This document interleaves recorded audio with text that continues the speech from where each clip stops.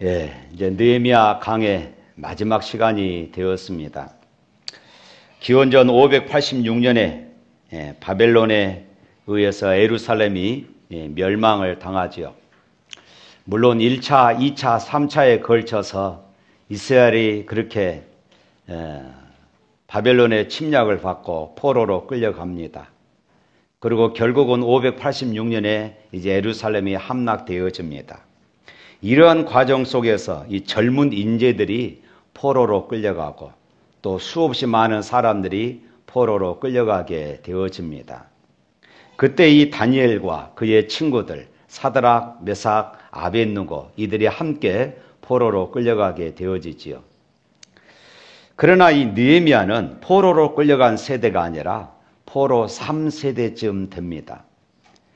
느헤미야는 페르시아 땅에서 태어나서 페르시아 땅에서 자라났습니다. 그런데 이 페르시아 땅에서 성공했지요. 그 성공하는 것도 보통 성공이 아니라 왕의 최측근에서 왕의 가장 신임을 얻은 술 맡은 간원장이 되었고 왕에게 조언하는 그런 사람, 이런 관직에 오르게 되었던 것입니다. 출세하고 잘 살았습니다. 얼마나 멋집니까? 페르시아 땅에서 태어나 페르시아 말을 하고 페르시아 문화가 이제 몸에 밴 이미 페르시아 사람이었습니다. 그런데 어느 날 예루살렘이 함락되고 예루살렘의 성벽들이 불타고 도적대들이 예루살렘에 들어와서 많은 사람들의 것을 약탈하고 죽이는 이런 소식을 듣게 되어집니다. 그리고 느헤미야는 가슴이 불타고 무너져서 하나님 앞에 수일을 금식하고 울었다. 이렇게 느헤미야 1장에서 그렇게 시작을 합니다. 결국 왕을 찾아가 예루살렘 총독의 고난을 얻어서 이제 고국 땅으로 돌아와서 예루살렘 성벽 재건 공사를 시작합니다. 이때 당시에 모압과 암몬 사람 산발락과 도비아의 악랄한 방해가 끊임없이 있었던 것이지요. 뿐만 아니라 예루살렘 내부에 비신앙적인 이런 이기심들이 백성들을 괴롭혔습니다. 그런데 느헤미야는 이 모든 난관들, 이 어려움들을 다 뚫고 결국은 52일 만에 성벽 재건을 완성합니다. 뿐만 아니라 민족 재건 계획을 안수하게 되어져요. 구약에 많은 계획들이 있었는데 이 에스라와 그리고 느헤미야의 신앙 부흥, 민족 재건 운동이 가장 어둡고 암울했던 때에 가장 빛나는 그런 개혁의 사건이었습니다. 아무나 이룰 수 없는 역사적인 사건이었습니다. 성벽과 성문이 재건되어집니다. 하나님의 말씀이 되살아납니다. 1000년 동안 여호수아 이후에 1000년 동안 초막절을 잊어버리고 살았었는데 그 초막절이 다시 살아납니다. 성전 제사가 다시 시작되어집니다. 안식일이 지켜집니다. 우상 숭배를 끊기 위해서 이방인과 혼인을 금하고 다음 세대인 이 자녀들을 신앙으로 이끌겠다고 이 지도자들이 먼저 서약하고 맹세하는 그런 내용들 우리가 그동안 살펴봤습니다. 무려 12년에 걸쳐 성공적인 재건과 개혁 그리고 신앙 부흥 운동을 마치고 느헤미야는 이제 페르시아 왕과의 그 약속을 지키기 위해서 페르시아로 돌아갑니다. 그리고 예루살렘에 있는 모든 종교와 정치적인 이 모든 문제들을 다 임하게 되어지지요. 아닥사스다 왕 20년에 예루살렘에 왔다가 32년 주전 433년에 아닥사스다 왕에게 다시 돌아가게 되어집니다. 사랑하는 성도 여러분, 느헤미야서가 이렇게 느헤미야서 12장에서 그렇게 마쳤으면 얼마나 좋을까 하는 이런 생각이 들었습니다. 성벽을 완성했습니다. 은혜를 받았습니다. 말씀을 듣고 말씀에 대한 갈급함이 있었고 말씀을 듣고 은혜를 받았습니다. 텅 빈 예루살렘을 채우고 자신들의 결단을 작정하여 서약하고 그것을 임봉했습니다. 이 얼마나 멋진 사건입니까? 그리고 즐겁게 성벽 봉헌식을 드렸습니다. 얼마나 아름다운 모습입니까? 그런데 마지막 이 느헤미야 13장에 기록된 이스라엘의 모습이 어떠한가를 우리에게 보여주고 있어요. 세 가지로 요약할 수 있는데 첫 번째로는 11절 말씀입니다. 우리 다 같이 한번 읽어볼까요? 11절 말씀.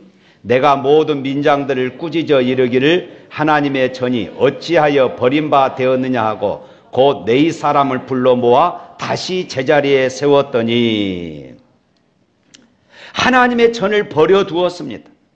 전에는 우리가 하나님의 성전을 소홀히 하지 않겠습니다, 이렇게 결단했던 사건들을 우리가 들었습니다. 그런데 하나님의 전을 소홀히 해버린 것입니다. 백성들이 11조를 하지 않으니까 레위인들, 이 제사장들이 성전을 떠났습니다. 사람들은 예배 드리러 성전을 찾지 않았습니다. 두 번째로 또 17절 말씀 읽어볼까요? 17절. 내가 유다의 모든 귀인들을 꾸짖어 그들에게 이르기를 너희가 어찌 이 악을 행하여 안식일을 범하느냐. 다시 안식일을 지키지 않았습니다. 그리고 이방인들과 상거래를 시작하게 되었던 것입니다. 또 세 번째로는 23절부터 24절 말씀입니다. 또 읽어봅니다. 그때 내가 또 본즉 유다 사람이 아스돗과 암몬과 모압 여인을 맞아 아내로 삼았는데 그들의 자녀가 아스돗 방언을 절반쯤은 하여도 유다 방언은 못하니 그는 말이 각 족속의 방언이므로. 자, 여기 보십시오. 다시 이방 여인들과 결혼하기 시작한 것입니다. 어처구니 없는 것은 이방 여인과 결혼해서 자식을 낳았는데 이 자식이 이방의 말들은 잘하는데 자기 나라 말, 히브리어 말, 이 모국어는 잊어버린 것입니다. 다시 과거로 돌아간 것입니다. 아니, 더 심각해져 버리는 이런 상황이 되어져 버렸어요. 사실 이 세 가지는 과거 유대인들이 은혜를 받고 스스로 회개하고 고치겠다고 다짐했던 것들이었습니다. 이방인과 결혼하지 않겠다는 가정의 개혁, 그리고 안식일에 일하지 않겠다는 일터의 개혁, 그리고 성전을 버려주지 않겠다는 성전 이 개혁을 스스로 결단하고 맹세했습니다. 심지어 어떻게 맹세했습니까? 느헤미야 10장 29절 말씀 한번 볼까요? 다 같이 한번 읽어봅니다. 다 그들의 형제 귀족들을 따라 저주로 맹세하기를 우리가 하나님의 종 모세를 위하여 주신 하나님의 율법을 따라 우리 주 여호와의 모든 계명과 규례와 율례를 지켜 행하여 저주로 맹세했다, 이렇게 말하고 있어요.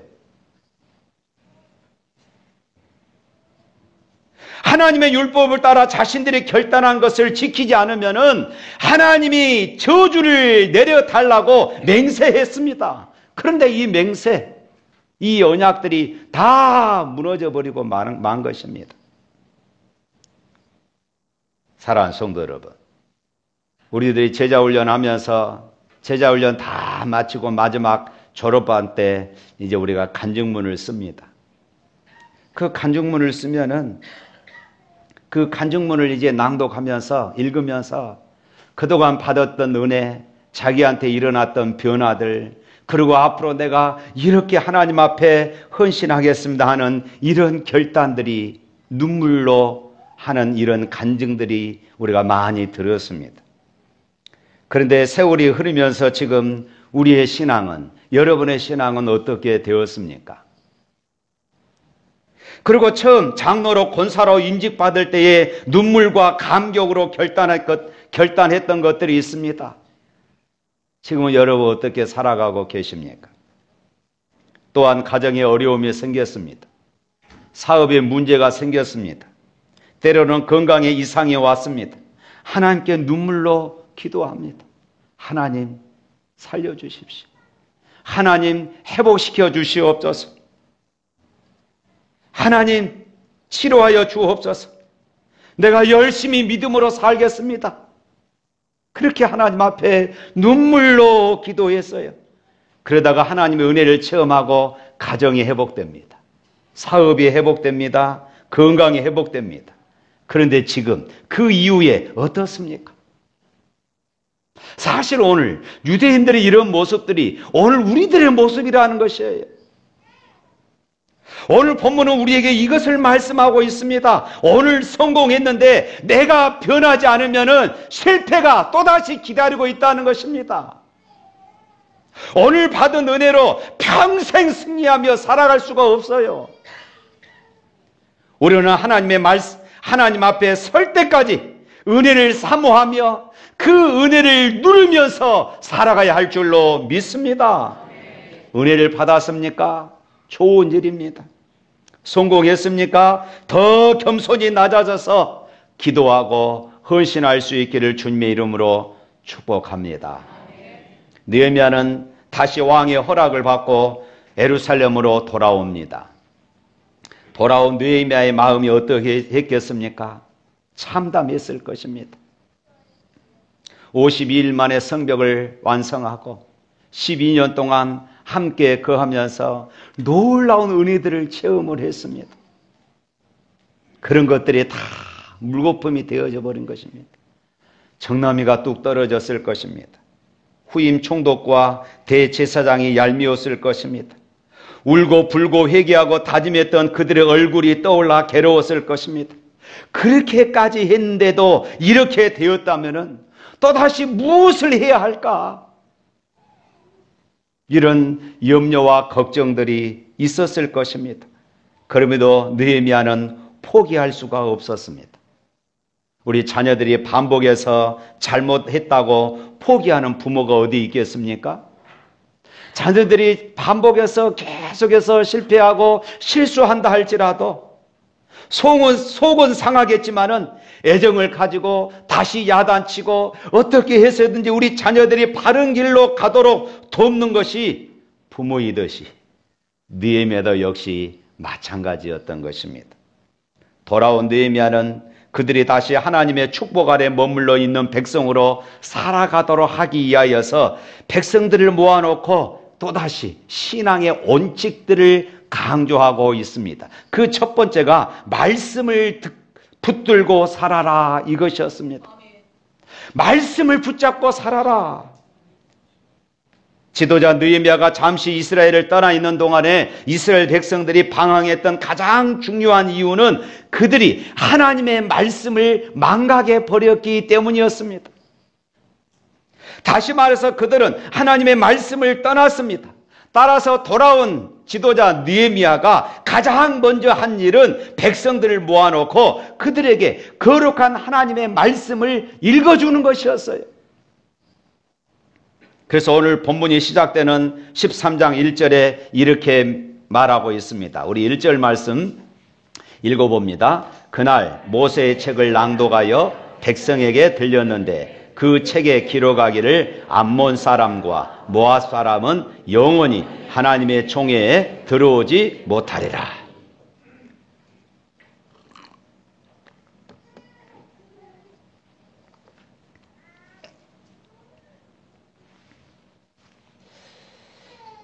그들은 하나님의 말씀의 기본이 되는 모세오경, 창세기, 출애굽기, 레위기, 민수기, 신명기 이 모세의 책을 읽었습니다. 그리고 느헤미야는 그 말씀 속에서 중요한 부분들을 강조하고 전달했습니다. 왜 그랬을까요? 느헤미야는 이스라엘 백성들의 사는 길은 하나님의 말씀을 붙잡는 길이기 때문이었습니다. 말씀을 통해 심령의 부흥이 없는 회복은 불완전하다 하는 것을 알았기 때문이에요. 아무리 개혁한다 할지라도 말씀이 그 가슴 속에 심겨지지 않으면 아무것도 아니라는 것을 느헤미야는 알았던 것입니다. 사랑하는 성도 여러분, 낭독되어지는 말씀 앞에 이스라엘 백성들이 어떤 반응을 보였습니까?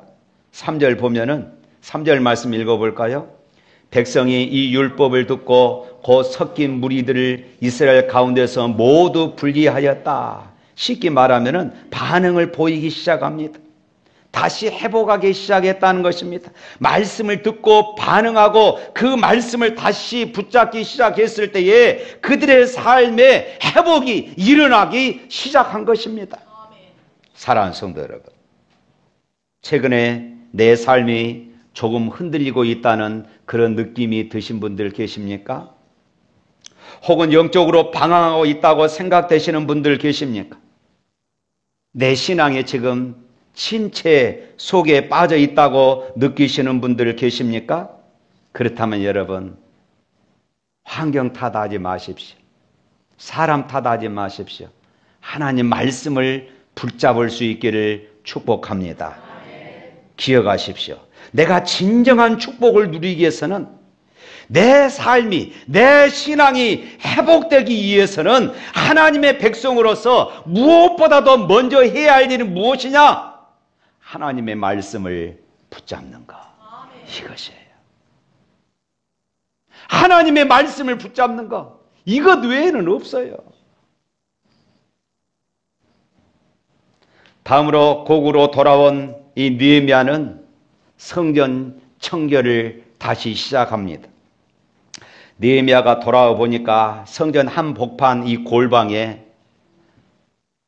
이방인, 이스라엘을 괴롭혔던 대적자 도비야가 살고 있는 것입니다. 이 도비야는 산발락과 더불어서 이스라엘을, 느헤미야가 예루살렘에 돌아와서 성벽을 재건하는 그 일들을 끊임없이 방해했던, 그리고 조롱했던 그런 이방인이었습니다. 그런데 그가 어떻게 성전의 한 골방, 이것을 차지하고 있었겠습니까? 제사장 엘리야십과 그런 인간관계를 맺고 있었던 것이에요. 아까 마지막 부분에 보니까 이 산발랏은 이 엘리야십과 사돈관계를 맺었다 하잖아요. 도비야에게 내준 방이 어떤 방이었습니까? 하나님께 드린 이 제물을 보관하는 장소였어요. 고향에게 생사를 맡긴 격이 되어버린 것입니다. 그 제물이 올바로 사용되었겠습니까? 일반 백성들이 땀 흘려 얻은 것을 하나님께 드렸는데 이것이 엉뚱한 것으로 지금 줄줄 새고 있었던 것입니다. 성전의 재정이 악화되니까 성전에서 일하는 이 내인들 제사장들에게 줄 급여가 바닥나 버린 것입니다. 견디다 못한 내인들이 성전을 떠나버렸어요. 먹고 살 일이 급급해서 성전을 떠나가 버린 것입니다.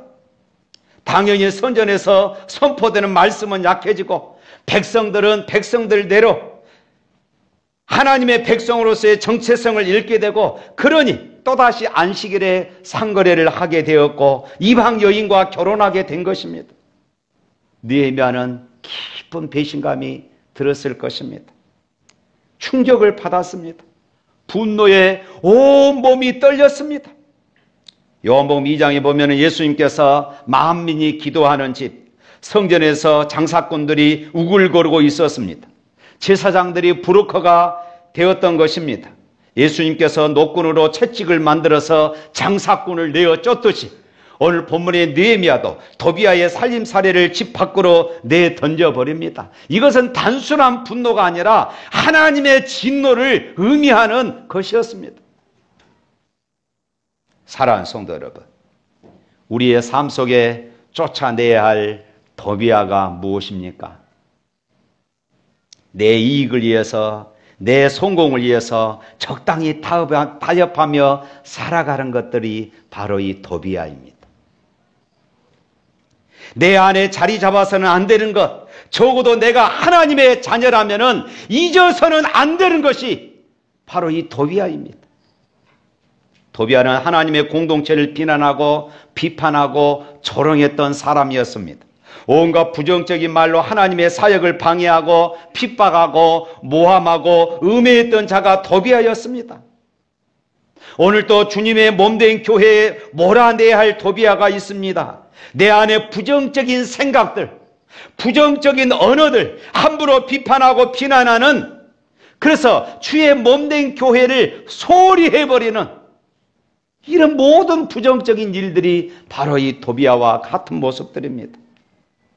뿐만 아니라 이방 혼인으로 우상을 끌고 들어와서 그 자녀들이, 거기에서 태어난 이 자녀들이 아예 모국어를 잊어버리고 이방의 말을, 언어를 배우게 되는 이런 어처구니 없는 일들이 일어나게 되었습니다. 느헤미야는 그 분노를 이길 수 없어서 그들의 부모들을 다 잡아왔습니다. 부모들의 머리털을 뽑아버린 것입니다. 얼마나 화가 났으면은 부모들의 머리털을 뽑아서 수치를 주었겠습니까? 그리고 하나님의 공동체에서 그들을 쫓아버렸습니다. 그리고 영적 성벽 제거 운동을 다시 펼치게 되어진 것입니다. 세 번째로 느헤미야가 돌아와서 했던 것은 무너진 안식일 신앙을 회복시키는 것이었습니다. 안식일을 무너뜨린 것은 이스라엘의 여호와 신앙이 무너진 것을 의미한 것입니다. 주일 신앙이 무너진 다음에는 우리의 믿음이 바로 설 수가 없어요. 오늘날에도 기독교를 없애려면 주일 신앙을 약하게 만드는 것입니다. 그래서 주일날 각종 자격증 시험을 보고 공무원 시험을 보고 주일날 각종 시험들을 보게 만들어요. 그러면서 차츰차츰 이 주일 신앙, 주일날 내가 이러도 되더라, 주일날 내가 이렇게 빠져도 되더라 하는 이런 핑곗거리들을 자꾸 우리 곁에 두게 만드는 것입니다. 주일 신앙을 약하게 만드는 것입니다. 주일 신앙이 조금씩 무너지게 만드는 것입니다. 그런데 반대로 우리가 주일 신앙을 견고히 하면은 세상이 우리의 신앙을 무너뜨릴 수 없음을 믿습니다. 할렐루야. 얼마 전에 어떤 권사님이 이런 말씀을 하는 것을 들었습니다. 내가 하나님을 위해서 교회에서 봉사하니까 하나님께서 내 일을 더 멋지게 해 주시더라. 저는 그 말을 듣고 감사합니다 했어요. 이게 신앙입니다. 이것이 하나님의 자녀들이 고백해야 할 그런 신앙인 것입니다. 마지막으로 느헤미야가 세운 13장 신앙은 무너진 예배를 회복하는 일이었습니다. 그래서 일터로 돌아간 제사장들과 레위인들을 불러서 제자리에 세우는 것이었습니다. 느헤미야는 잘 알고 있었습니다. 우리가 예배를 세우면은 예배가 우리를 지킨다. 할렐루야. 우리가 예배를 지키면은 하나님께서 우리의 가정을 지킨다. 할렐루야. 이런 신앙을 우리가 가져야 합니다. 사랑하는 성도 여러분, 굳건히 서 있던 우리의 신앙이 다시 흔들릴 때에, 내 인생의 위기가 찾아올 때에 우리는 무엇을 해야 합니까? 주님 앞에 신앙의 본질을 다시 회복해야 하는 것이에요. 내 주인은 하나님이십니다. 어떤 일이 있어도 내가 주일은 지키겠습니다. 예배를 타협하지 않겠습니다. 내 생명도 내 물질도 하나님의 것입니다. 하나님의 주권을 인정하는 것이에요. 믿으시기를 바랍니다. 느헤미야 강해를 마치면서 느헤미야는 시종일관 하나님의 은혜를 강조하는 이런 모습을 보게 되어집니다. 느헤미야 1장에서도 은혜를 구했어요. 느헤미야 1장 11절 말씀 다 같이 한번 읽어볼까요? 주여 구하오니 귀를 기울이사 종의 기도와 주의 이름을 경외하기를 기뻐하는 종들의 기도를 들으시고 오늘 종이 형통하여 이 사람 앞에서 은혜를 입게 하옵소서 하였더니 그때 내가 왕의 술간원이 되었다. 오늘 본문 31절 마지막 31절 한번 읽어봅니다. 또 정한 기한에 나무와 처음 익은 것을 드리게 하였사오니 내 하나님이여 나를 기억하사 복을 주옵소서. 내 하나님이여 나를 기억하사 복을 주옵소서. 단순히 복 달라는 것이 아니었습니다. 하나님의 은혜를 지금 구하는 것입니다.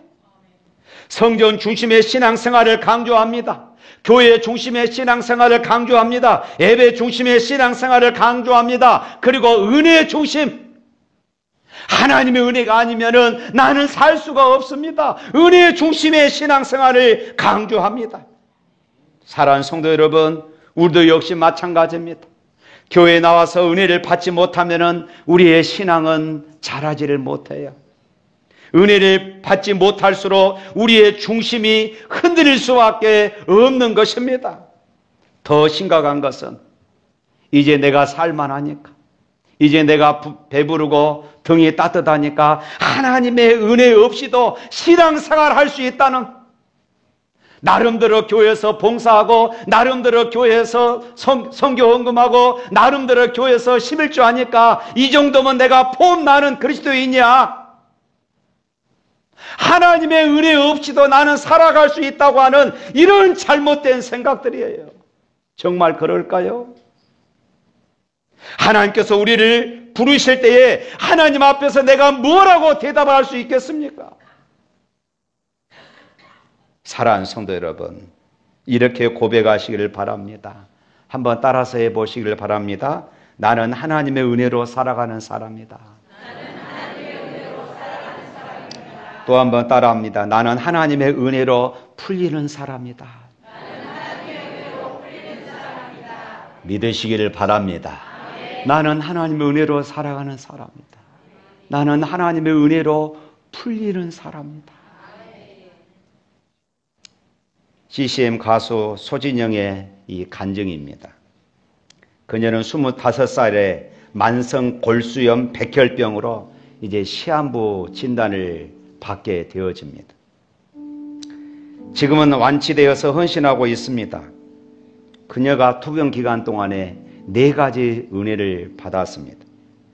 첫 번째로는 백혈병 진단 직후에 그것을 치료할 수 있는 신약이 나왔습니다. 두 번째로는 그것이 워낙 신약이기 때문에 워낙 고가였어요. 그런데 보험이 적용된 것입니다. 이후에 찬양팀 마커스에 들어가서 거기서 한 형제를 만나서 결혼하게 되었습니다. 젊기 때문에 조혈 모세포 이식 수술을 권유받았는데 문제는 평생 아기를 갖지 못한다는 것입니다. 일단 약을 먹었습니다. 어느 정도 몸이 치료되고 회복된 이후에 아이를 갖기로 생각한 것입니다. 그러다가 다시 아이를 먼저 갖고 싶어서 먹던 약을 끊었습니다. 1년 동안 약을 끊고 아이를 가지려고 무던히도 애를 썼습니다. 아이가 생기지 않는 것이에요. 임신에 실패했습니다. 그래서 또다시 약을 먹으려고 했습니다. 그런데 임신이 된 것입니다. 의사가 이렇게 말했어요. 만약 약을 끊자마자 곧 임신했다면 이 아이는 분명히 기형아가 되었을 것입니다. 그러니까 바로 임신 안 된 것이 은혜였던 것이에요. 그녀는 크고 작은 고난이 많았지만은 모두 주님의 은혜로 살았습니다. 여기서 나온 찬양이 은혜 아니면 살아갈 수가 없네. 호흡마저도 다 주님의 것이니 세상 평안과 이로 내게 없어도 예수, 오직 예수뿐이래. 여기에서 이 찬양 가사가 나왔던 것이에요. 그녀는 때마다 일마다 도우시는 이 하나님의 은혜를 사모하며 이 찬양 가사처럼 나는 하나님의 은혜 아니면 살아갈 수 없습니다. 하나님의 은혜를 오늘도 사모합니다. 사랑하는 성도 여러분, 오늘 우리도 날마다 하나님의 은혜를 사모하고 그 은혜를 힘입어 살아갈 수 있기를 축복합니다. 우리도 느헤미야처럼 기도하시길 바랍니다. 내 하나님이여 나를 기억하사 복을 주옵소서. 나는 하나님의 은혜가 아니면 살아갈 수 없습니다. 나는 하나님의 은혜로 풀리는 사람입니다. 나는 하나님의 은혜로 잘 되는 사람입니다. 이런 고백 속에 살아갈 수 있기를 주님의 이름으로 축복합니다. 우리 찬양합니다.